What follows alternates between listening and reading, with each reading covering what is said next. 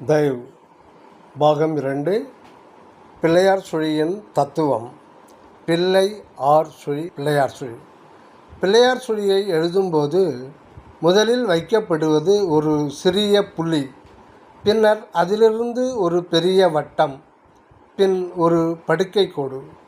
படுக்கைக்கோடு அது நிலம் என்னும் பக்குவ மனித தேகம்.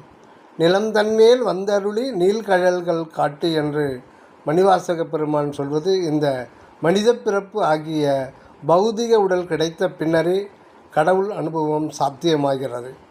வட்டம் குறிப்பது என்ன? புகழ அரும் அகண்ட பூரணத்தை தன்னுள் அடக்கியது புள்ளி.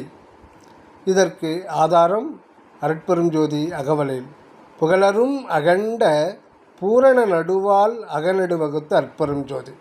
அகநடு என்பது அகமாகிய ஆன்ம புள்ளி. இந்த புள்ளியில்தான் எல்லாம் வல்ல இறைவன் தன்னையே தனக்கு சச்சிதானந்தமாய் அனுபவப்படுத்தி கொண்டு என்றென்றும் நித்தியானந்த மனிதராய் வாழ வருகின்றார். புள்ளி எனும் பிள்ளை ஆர் சுழியே அருட்பெருஞ்சோதி என்ற ஆழி கொண்டது.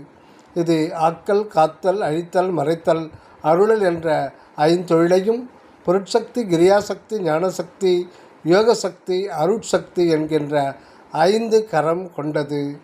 இதுவே 5 கரத்தனை விநாயகப் பெருமானை குறிப்பது.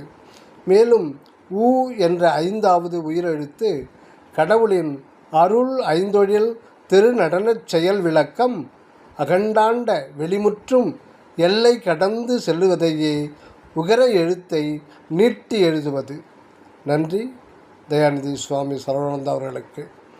ஊ என்ற உணர்வே அது நான் என்ற ஆன்மா. நான் என்ற ஆன்மா அது கடவுளுக்கு பிள்ளை. பிள்ளையார் சுழி புள்ளியும் வட்டமும் குறிப்பது சிற்றபையும் அதன் விரிவான பொற்சபையும் ஆகும். தயவு.